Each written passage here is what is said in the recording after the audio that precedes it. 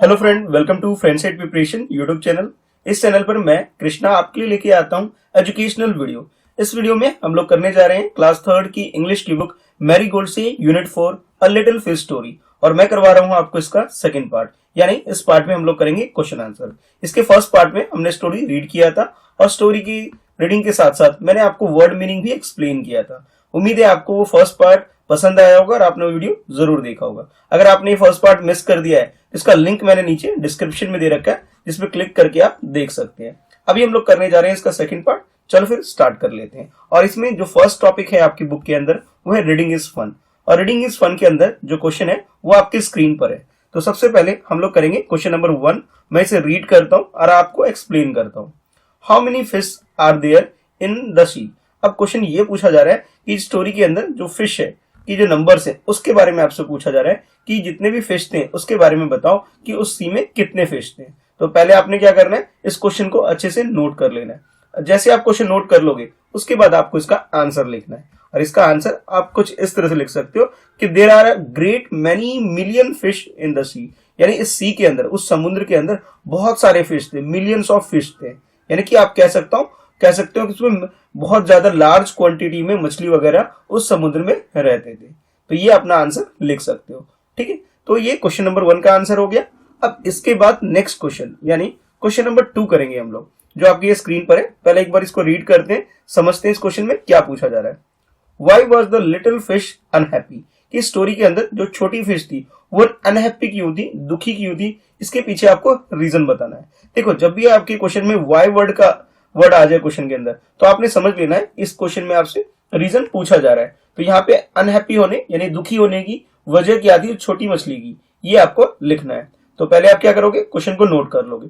जैसे आप question note कर लेते हो उसके बाद आपको आंसर लिखना है सेकंड क्वेश्चन का, जो कुछ इस तरह से आप लिख सकते हो। The little fish was unhappy because he was so very small.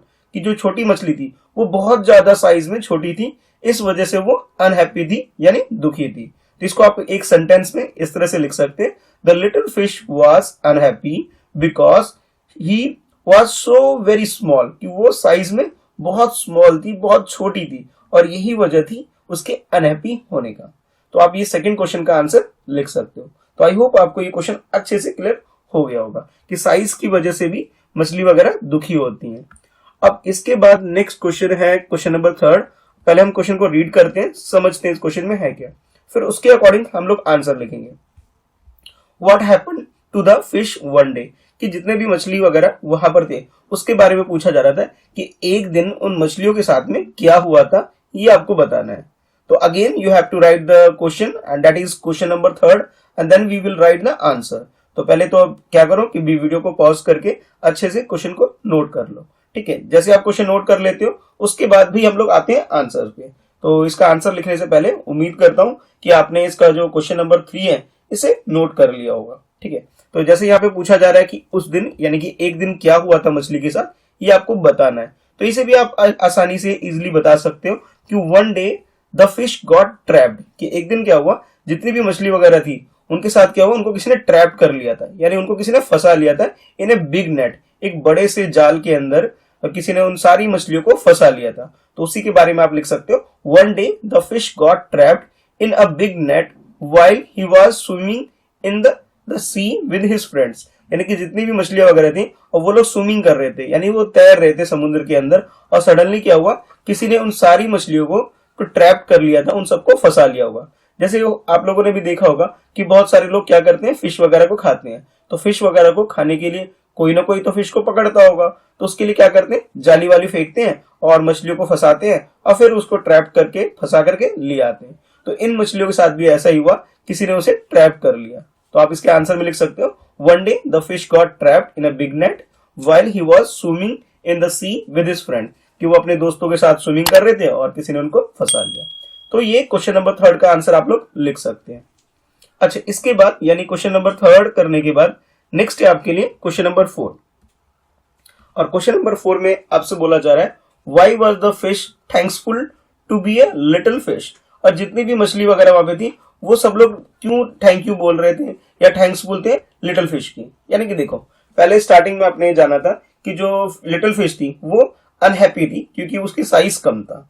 लेकिन बाद में जब स्टोरी आगे बढ़ी तब आपको पता लगा जो लिटिल फिश थी वो बहुत खुश थी, क्योंकि वो अपनी साइज में छोटी थी। उसका बेनिफिट ये हुआ था कि वो उस नेट से वो बाहर निकल पाई थी, और इसीलिए वो अपने साइज, छोटे साइज की वजह से बहुत थैंकफुल थी। तो इसी के रिगार्डिंग में जैसे आपसे ये क्वेश्चन पूछा जा रहा है, क्वेश्चन नंबर 4, तो आपको इसका आंसर लिखना है। तो पहले क्या करोगे, क्वेश्चन नंबर 4 नोट कर लोगे। अब नोट करने के बाद नेक्स्ट आपने क्या करना है, इसका आंसर राइटिंग करना है। तो आप लिख सकते हो, the fish was thankful to be a little fish because he could escape from that net just because he was small. क्योंकि बाकी सारी जो मछली थी वो सब लोग स्कैप नहीं कर पा रही थी, यानी वहां से निकल नहीं पा रहे थे जो जाल से। लेकिन वो जो मछली थी, छोटी मछली, लिटिल फिश, जिसकी हम स्टोरी पढ़ रहे थे, उस स्टोरी में क्या होता है कि वो अपने साइज की वजह से, अपने स्मॉल साइज की वजह से उस नेट से वो बाहर निकल चुकी थी, और इस वजह से, यानी अपने साइज की वजह से वो थैंक्सफुल थी और उसे अच्छा लगा कि भी वो फ्री हो गई थी। बाकी लोग तो फ्री नहीं हो पाए थे, फंस गए थे उस जाल के अंदर, लेकिन ये फंसने के बावजूद उस नेट से बाहर निकल पाई थी। तो आंसर इस तरह से लिख सकते हो, the fish was thankful to be a little fish because he could escape from the net, क्योंकि वो जाल से निकल पा रही थी, just because he was small, size में स्मॉल थी इसलिए निकल पाई। अगर बड़ा साइज होता तो वो निकलने में उसे डिफिकल्टी होती और बाकी फिश की तरह वो भी फंसी रह जाती। ठीक है, तो इस वजह से वो थैंक्सफुल थी गॉड के, ये आप कह सकते हो। तो क्वेश्चन नंबर 4 का आंसर आप इस तरह से लिख लोगे। तो जैसे आप ये क्वेश्चन नंबर 4 कंप्लीट करते हो तो उसके बाद आपका ये जो टॉपिक है रीडिंग इज फन, ये आपका कंप्लीट हो जाता है। तो ठीक है, तो रीडिंग इज फन आपका यहाँ कंप्लीट हो गया। अब हम लोग करेंगे नेक्स्ट टॉपिक।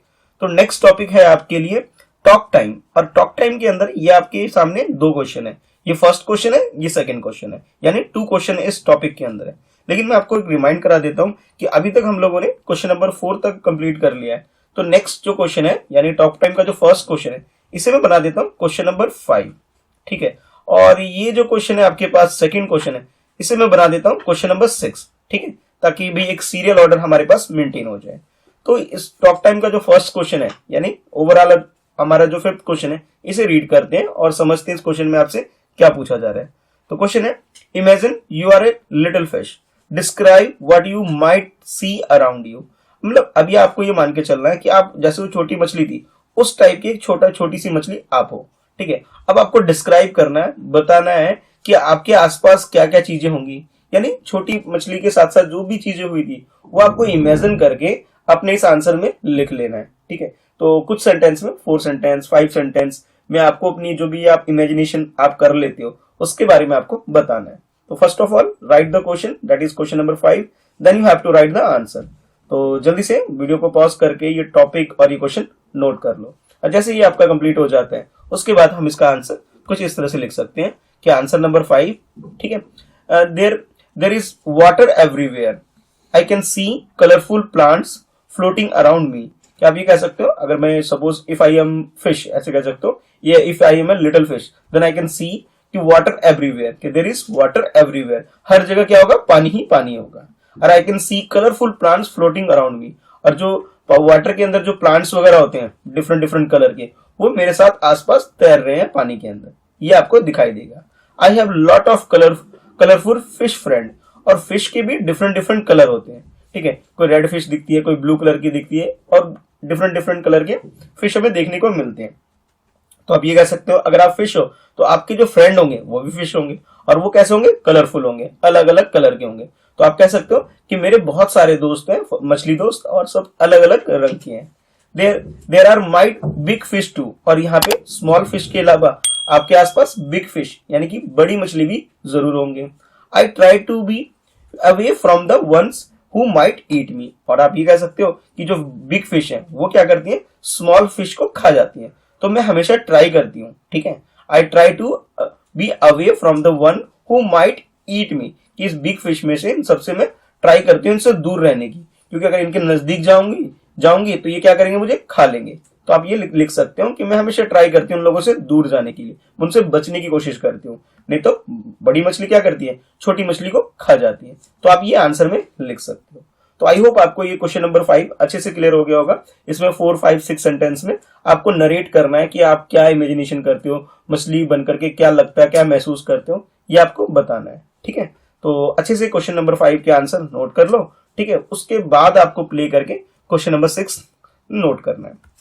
अच्छा, अब उम्मीद करता हूं आपने वीडियो को पॉज करके क्वेश्चन नंबर 5 कंप्लीट कर लिया होगा। तो अब हम लोग आगे हैं क्वेश्चन नंबर 6 पर। ठीक है, पहले मैं इसे पढ़ता हूं और फिर समझाता हूं। In your class talk about the time you were caught doing something you were not suppose to do. कि सपोज करो कि जो आपकी क्लास है, जिस क्लास में आप पढ़ते हो, जैसे आप थर्ड क्लास में पढ़ते हो, ठीक है, तो थर्ड क्लास में कुछ ना कुछ टीचर इंस्ट्रक्शन देते हैं कि ये मत करो, वो मत करो, ऐसा मत करो, वैसा मत करो। जैसे पेज मत फाड़ो, ठीक है, लड़ाई मत करो, ठीक है, या कुछ और भी काम जो आपके टीचर अवॉइड करते हैं करने के लिए। तो उसी के बारे में बोला जा रहा है कि you are in your class talk about time you were caught doing something you not suppose to do. कि कोई ऐसा काम जो आपको नहीं करना चाहिए और आपने वो काम कर लिया, यानी कि गलती कर दी आपने कोई। फिर आपसे बोला जा रहा है you can discuss in your own language as well in English. कि आपको वो जो प्रॉब्लम है जो टीचर्स ने मना किया था, जैसे पेज ना फाड़ना है, लड़ाई नहीं करना, और आपने मान लो पेज फाड़ लिया या लड़ाई कर ली किसी से, जो चीज आपको नहीं करनी चाहिए थे, तो उस चीज के बारे में आपको बताना है कि अब क्या होगा, नेक्स्ट क्या होता है क्लास में।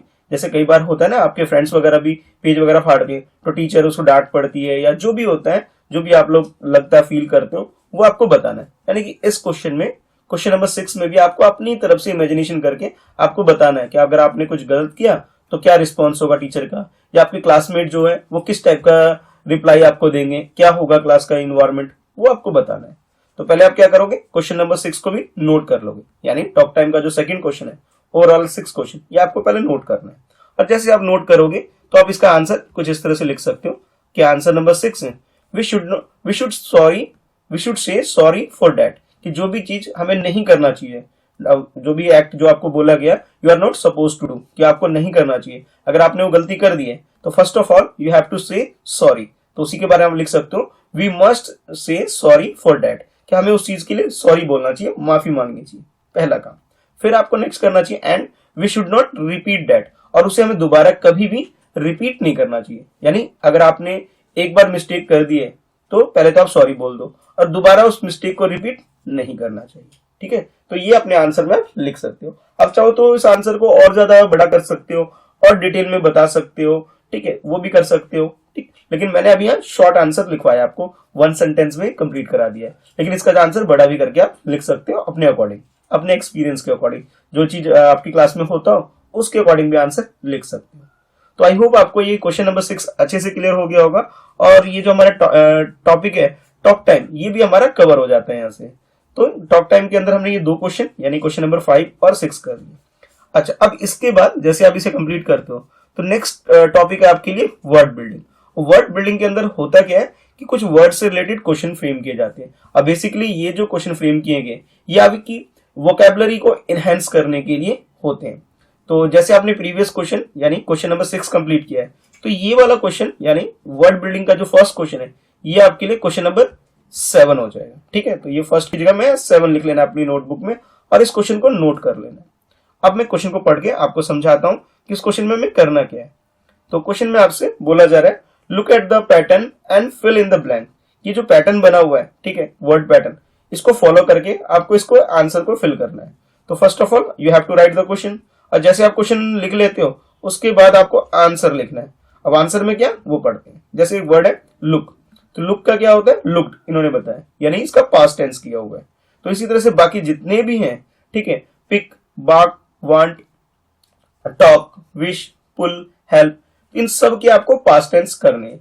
और सबसे आसान तरीका ये होता है किसी भी वर्ब रिलेटेड वर्ड है उसको पास्ट टेंस करना है उसका, तो उसके पीछे क्या लगता है, ईडी लगता है। तो यहाँ आपको सबके पीछे क्या करना है, ईडी लगा करके इसे पास्ट टेंस में इसे कन्वर्ट करना है। तो चलो फिर एक एक करके इन सबको हम लोग कन्वर्ट करते हैं। तो फर्स्ट वाला तो ऑलरेडी किया हुआ है, तो ये तो आप डायरेक्ट देख के नोट करके लिख सकते हो। अब उसके बाद नेक्स्ट है पिक, तो पिक का आप लिख सकते हो पिक्ड, ठीक है। बाग, बाग का आप लिख सकते हो बाग्ड, ईडी लगा दिया इसके पीछे, हो गया। नेक्स्ट उसके बाद वांट, तो वांट का क्या होगा, वांटेड हो जाएगा। तो आपने क्या करना है, इसके पीछे भी ईडी लगा देना है, वांटेड। उसके बाद टॉक, टॉक का क्या होगा, टॉक्ड, ठीक है, ईडी लग गया, ये भी कंप्लीट हो गया। उसके बाद जैसे यहाँ विश है, तो विश का क्या होगा, विश्ड, ठीक है। कि आपने किसी को विश करते हैं ना बर्थडे वगैरह पे, वो ईडी लगाए। अगर थोड़ा सा अगर देखने में प्रॉब्लम हो रही है तो मैं इसको दोबारा लिख देता हूँ, ठीक है। इसके पीछे बस मैंने सिंपली क्या किया, ईडी लगाया, तो आप लिख सकते हो विश्ड, ठीक है। अब शायद ज्यादा अच्छे से क्लियर हो गया होगा।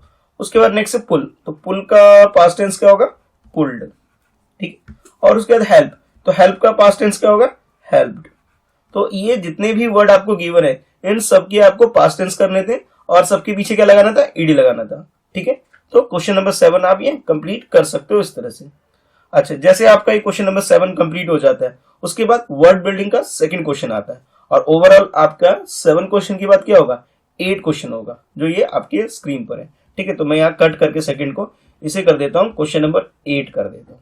ठीक है, तो सबसे पहले तो आप इसे नोट कर लो। अच्छा, जैसे आप इसे नोट कर लेते हो उसके बाद हम इसके आंसर को करेंगे। क्वेश्चन है fill in the blank with the right word from the box. अब ये जो आपके पास जितने भी ब्लैंक्स गिवन है हमें फिल करना है और यहाँ जो बॉक्स के अंदर वर्ड गिवन है इसमें से आपको वर्ड को पिक करना है। तो पहले आप क्या करो, क्वेश्चन नंबर 8 को पूरा कंप्लीट नोट कर लो। ठीक है, अब नोट करने के बाद हम लोग क्या करेंगे, इसके आंसर को लिखना स्टार्ट करेंगे। ये जितने भी आंसर इन सबको लिखना स्टार्ट करेंगे। तो वीडियो को पॉज करके भी फटाफट पहले क्वेश्चन को नोट कर लो और जैसे आप नोट कर लोगे फिर आपको इसकी एक्सप्लेनेशन समझनी है और फिर उसके अकॉर्डिंग आंसर लिखना है। तो सबसे पहले जो यहाँ पे आपके पास ब्लैंक है उसके अकॉर्डिंग हम लोग फिल करते हैं। यहाँ लिखा है अ ग्लास ऑफ डैश। अब ग्लास के अंदर हम लोग क्या रखते हैं, वाटर रखते हैं। तो आप यहाँ पे क्या फिल कर लोगे, वाटर फिल कर लोगे। ठीक है, तो ये आप इस तरह से फिल करके इसे कंप्लीट कर सकते हो। उसके बाद नेक्स्ट बोला जा रहा है अ बॉक्स ऑफ डैश। पेपर से रिलेटेड बॉक्स तो हो नहीं सकता, फ्लावर का बॉक्स भी नहीं हो सकता, मैच बॉक्स होता है ना, यानी कि माचिस की जो डिब्बी होती है उसके बारे में बोला जा रहा है। तो आप यहाँ पे क्या फिल कर सकते हो, मैचेस। ठीक है, ये आपका ये फिल हो गया, यानी आपने वाटर और मैचेस इन दोनों वर्ड को यूज कर लिया। नेक्स्ट है अ शीट ऑफ डैश। अब शीट किसका होता है, पेपर का होता है, पेपर शीट जिसमें हम लोग कुछ काम वगैरह करते हैं। तो आप यहाँ फिल कर सकते हो अ शीट ऑफ पेपर। तो यहाँ पे आप फिल कर सकते हो पेपर। ठीक है, तो आपने ये 3 वर्ड तो यूज कर लिया। अब उसके बाद है कि अ बंच ऑफ डैश। तो बंच किस चीज का हो सकता है, फ्लावर का हो सकता है। तो फ्लावर को मैं क्या करूंगा, यहां नोट कर लूंगा और इस ब्लैंक को फिल कर दूंगा। तो बंच ऑफ फ्लावर्स। ठीक है, ये हो गया। उसके बाद है next a herd of dash. तो किस चीज की भीड़ हो सकती है, एक तरह से गाय वगैरह, काव वगैरह की हो सकती है। तो मैं यहाँ पे क्या लिखूंगा, काव।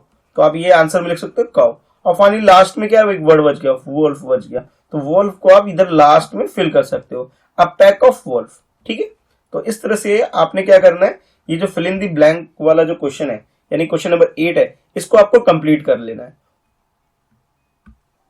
तो अब क्वेश्चन नंबर 8 कंप्लीट करने के बाद हम लोग मूव करते हैं नेक्स्ट क्वेश्चन यानी क्वेश्चन नंबर 9 की तरफ।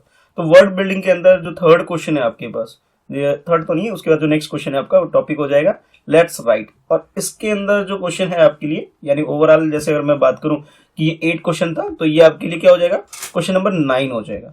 तो पहले आपने क्या करना है, इसको पूरा नोट कर लेना। ठीक है, नोट करने में थोड़ा टाइम लगेगा तो वीडियो को पॉज करो, अच्छे से इस क्वेश्चन को नोट कर लो और नोट करने के बाद फिर हम लोग इसका आंसर राइटिंग करेंगे। ठीक है, तो जैसे एक बार मैं क्वेश्चन एक्सप्लेन कर देता हूं आपको, इस क्वेश्चन में बेसिकली है क्या। Look at the following sentences. If I were only larger how much happier I could B. तो जैसे आपसे बोला जा रहा है कि अगर मैं लार्जर होता, साइज में बड़ा होता तो मैं कितना खुश होता, इसके बारे में आपसे बोला जा रहा है। ठीक है, उसके बाद नेक्स्ट बोला जा रहा है कि make more sentences like this using the word in the box. तो जिस तरह से यहाँ पे जो वर्ड में कुछ वर्ड्स आपको गिवन है, taller, thinner, smaller, clever, younger, older, इन सारे कीवर्ड को यूज करके आपको सेंटेंस बनानी है इसके अंदर। और जैसे यहाँ पे आपकी हिंट के लिए, आपकी हेल्प के लिए नंबर 1 नंबर 2 में देखोगे तो थोड़ा सा सेंटेंस स्टार्ट कैसे करना है ये आपको बताया गया। जैसे फर्स्ट वाले में आप देख रहे हो, if I were only dash how much happier I could B, कि अगर मैं जैसे यहाँ लार्जर बोला जा रहा है तो अब लार्जर की जगह taller, if I were only taller how much happier I could B, मैं कितना खुश होता। या फिर आप कह सकते हो इसकी जगह सेकंड वर्ड फिल करके कि if I were only thinner how much happier I could B. फिर स्मॉलर, क्लेवर, यंगर, ओल्डर, इन सब के बारे में आपको सेंटेंस कंप्लीट करना है। और सेंटेंस का जो फॉर्मेट है आपको गिवन है आपके इस क्वेश्चन के अंदर ही। तो जैसे आपने इस क्वेश्चन को नोट कर लोगे तो उसके बाद आपको इसका आंसर लिखना है। और आंसर हम लोग क्या करेंगे, कुछ इस तरह से, जैसे सेंटेंस स्टार्ट हो रहा है, स्टार्ट आपको ऐसे करना है, बस वर्ड चेंज कर दोगे, टॉलर की जगह फिर थिनर आ जाएगा, स्मॉलर आ जाएगा, क्लेवर आ जाएगा, यंगर आ जाएगा और ये ओल्डर आ जाएगा। और इस तरह से इसको आपको से पूरा कर लेना है। तो फटाफट ये जो पूरा फॉर्मेट है ऐसे एक बार नोट कर लो वीडियो को पॉज करके। तो चलो फिर इसके आंसर को हम लोग नोट कर लेते हैं। तो जैसे आपने ये पूरा कंप्लीट नोट कर लिया होगा इस क्वेश्चन को, इसके आंसर यानी क्वेश्चन नंबर 9 का आंसर आप लिख सकते हो कि answer number 9, if I were only taller taller how much happier I could B. ठीक है, ये फॉर्मेट था सेंटेंस का। वर्ड यहाँ पे क्या यूज हुआ है, टॉलर यूज हुआ है। Similarly in the second sentence we can use the word thinner, और सेंटेंस हमारा हो सकता है if I were only thinner how much happier I could be. यानी मैंने क्या किया कि टॉलर की जगह यहाँ वर्ड चेंज करके थिनर लिख दिया। अच्छा, नेक्स्ट है if I were only smaller, अब वर्ड चेंज करके मैंने स्मॉलर लिख दिया, how much happier I could B. ठीक है, तो ये कंप्लीट हो गया। उसके बाद नेक्स्ट है स्मॉलर की जगह clever, if I were only clever how much happier I could B. उसके बाद नेक्स्ट वर्ड है यंगर, तो हाउ मच, जो यहाँ पे क्वेश्चन है if I were only younger how much happier I could B. सब कुछ सेम है, बस आप क्या कर रहे हो, एक वन वर्ड ही सब्स्टिट्यूट कर रहे हो, चेंज कर रहे हो कि if I were only older how much happier I could B, कि अगर मैं बड़ा होता कितना खुश होता, अगर मैं यंग छोटा होता तो मैं कितना खुश होता, अगर मैं क्लेवर होता चालाक होता तो मैं कितना खुश होता, अगर मैं स्मॉलर होता छोटा होता तो कितना खुश होता, अगर मैं थिनर यानी पतला होता तो मैं कितना खुश होता, अगर मैं टॉलर होता लंबा होता तो मैं कितना खुश होता। तो इसके अकॉर्डिंग, जैसे इस वर्ड के अकॉर्डिंग आपको सेंटेंस क्रिएट करना है। 6 वर्ड आपको गिवन थे, तो आपने क्या करना है, इन सब के सब वर्ड को यूज करके, ऑल 6 वर्ड को यूज करके आपको सेंटेंस कंप्लीट करना था। तो आई होप आप, बहुत इजी क्वेश्चन है, ज्यादा मुश्किल नहीं है। वीडियो को रोक करके स्टॉप करके एक बार ये क्वेश्चन को कंप्लीट कर लोगे। ठीक है, जैसे आप इसे कंप्लीट करते हो, यानी क्वेश्चन नंबर 9 जब आपका हो जाता है, तो नेक्स्ट है आपके लिए जो टॉपिक है वो है से लाउड। और से लाउड में जो टॉपिक के अंदर आपको लिखना कुछ नहीं है, बल्कि कुछ वर्ड्स आपको गिवन है, इनको प्रोनाउंस करता है और बहुत लाउडली आपको इसको बोलना है। जैसे फर्स्ट वर्ड है ब्लंडर, सेकेंड है वंडर, थर्ड है थंडर, फोर्थ है प्लंडर, और नेक्स्ट फिफ्थ है फ्लाउंडर। तो एक बार दोबारा से बोलते हैं, blunder, wonder, thunder, plunder, flounder. ठीक, तो घर पे क्या करना है, इसको चिल्ला चिल्ला के इसकी प्रैक्टिस करना।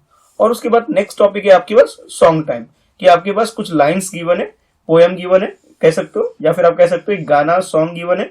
अब इस सॉन्ग को रीड करना है आपको और को अच्छे से इसकी बोल बोल के इसकी प्रैक्टिस करना है, यानी कि एक तरह से रीडिंग प्रैक्टिस के लिए आपको दे रखा है। और इसके बाद आपके लिए कुछ क्वेश्चन भी आएंगे, उन क्वेश्चन का आंसर करना है। तो पहले हम लोग क्या करते हैं, इसे रीड कर लेते हैं। और टाइटल है इस सॉन्ग का सिंगिंग और साइकिलिंग। ठीक है, Mahesh sings a little song, Venkatesh look at him, कि महेश क्या करता है, एक छोटा सा गाना गाता है और वेंकटेश उसे देखता है। Why are you crying Mahesh, he asked. अच्छा, जो महेश जो ये सिंग कर रहा था, गाना गा रहा था, तो उससे क्वेश्चन पूछा जाता है व्हाई आर यू क्राइंग, कि तुम क्यों रो रहे हो, ऐसा उसे पूछता है वेंकटेश। तो महेश कहता है, महेश से आई एम नॉट क्राइंग, कि मैं रो नहीं रहा हूं, ना ही मैं चिल्ला रहा हूं। तो वो कह रहा है I am singing a English song, मैं क्या कर रहा हूं, एक इंग्लिश सॉन्ग यानी कि इंग्लिश गाना मैं गा रहा हूं। तो बस ये आपको रीड करना है। जैसे आप इसे रीड कर लेंगे तो इसके बेस्ड आपके लिए क्वेश्चन है। जैसे आपने प्रीवियस क्वेश्चन यानी क्वेश्चन नंबर 9 किया था, तो ये आपके लिए जो हो जाएगा क्वेश्चन नंबर 10 हो जाएगा, जिसमें आपसे बोला जा रहा है चूज द राइट वर्ड। ठीक है, ये आपके लिए क्वेश्चन नंबर 10 हो जाएगा। और ये जो क्वेश्चन नंबर 10 है इस यूनिट में, यानी कि यूनिट 4 के अंदर अ लिटिल फिश स्टोरी के अंदर, ये लास्ट क्वेश्चन आपका होने वाला है, जिसके साथ ही ये जो लिटिल फिश स्टोरी वाला जो स्टोरी वाला जो चैप्टर है ये भी आपका कंप्लीट हो जाएगा।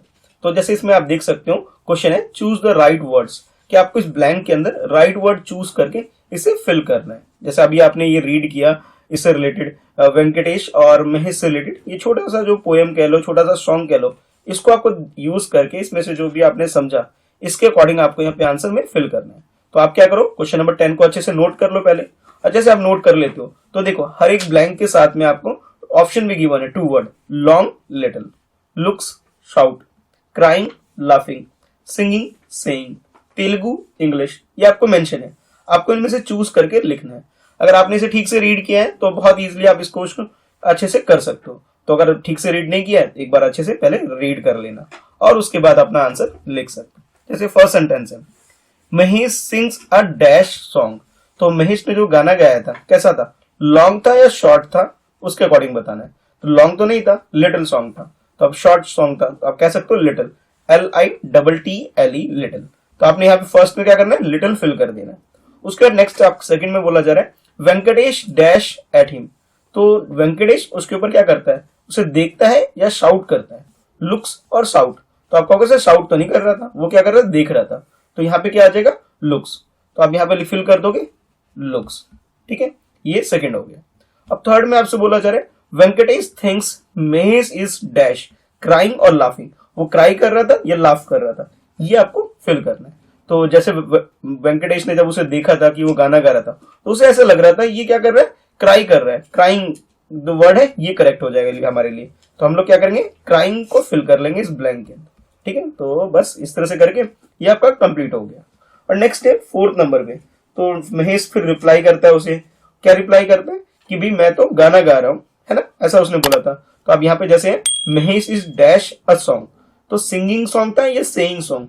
सॉन्ग तो कभी हम से नहीं करते, वो सिंग करते हैं। ठीक है, तो आप यहाँ फिल कर सकते हो सिंगिंग। ठीक है, बस इतना सा करके ये आपका जो फोर्थ सेंटेंस है ये भी आपका कंप्लीट हो जाएगा। और उसने ये भी बताया था कि भाई ये जो सॉन्ग वो गा रहा है वो किस टाइप का था, तेलुगु लैंग्वेज का था, इंग्लिश लैंग्वेज का। तो कहोगे सर तेलुगु का तो था ही नहीं, वो किस चीज का था, कौन सा लैंग्वेज का था, इंग्लिश लैंग्वेज का था। तो यहाँ आप लिख सकते हो the song is in English. तो यहाँ पे हमने क्या करना है, इंग्लिश को फिल कर देना है। और इस तरह से आपका ये जो क्वेश्चन नंबर 10 है ये भी कंप्लीट हो जाता है। ठीक है, तो आई होप आपको अच्छे से क्लियर हो गया होगा कि भी इस क्वेश्चन को कैसे कंप्लीट करना है। और उम्मीद करता हूं कि जो भी मैंने आपको क्वेश्चन आंसर करवाए अ लिटिल फेस स्टोरी की, ये आपको अच्छे से समझ में आया होगा और वीडियो आपको पसंद आई होगी। तो वीडियो को एक लाइक कर दो ताकि मुझे मोटिवेशन मिले और आपको आपके लिए ऐसी और वीडियो में लेके आऊं। और हाँ, अपना कमेंट करके मुझे जरूर फीडबैक दिया करो वीडियो के बारे में कि वीडियो आपको कैसी लगी। चैनल को सब्सक्राइब कर लो फ्रेंडशिप प्रिपरेशन को, ताकि ऐसी और एजुकेशनल वीडियो जब भी मैं अपलोड करूं आपको इसकी नोटिफिकेशन रिसीव हो। और maths, English, Hindi, EVS all subject की सारी चैप्टर की, यानी चैप्टर 1 से लेके चैप्टर लास्ट तक की सारी वीडियो मैंने आपके लिए अपलोड कर दी है। बस इस चैनल पे जाओ, 1 बाय 1 वीडियो को देखो और प्रैक्टिस करो। ठीक है, तो चलो फिर मिलते हैं फिर नेक्स्ट वीडियो में। आज के लिए इस वीडियो में इतना ही है। All the best for your exams.